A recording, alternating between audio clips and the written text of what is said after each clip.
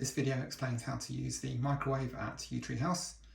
So this is a 700 watt microwave and the dials are on the right hand side.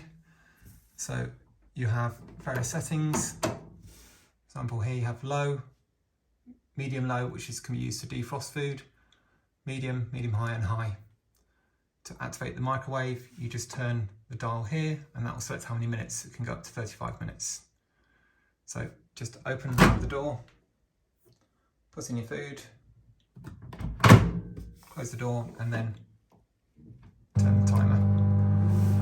It will then activate, and then if you find that you wish to turn off, just turn the dial back to 0, it will ping and that will stop the microwave.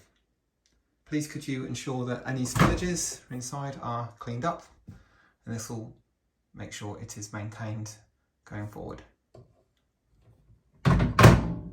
That's how to use the microwave. Thank you.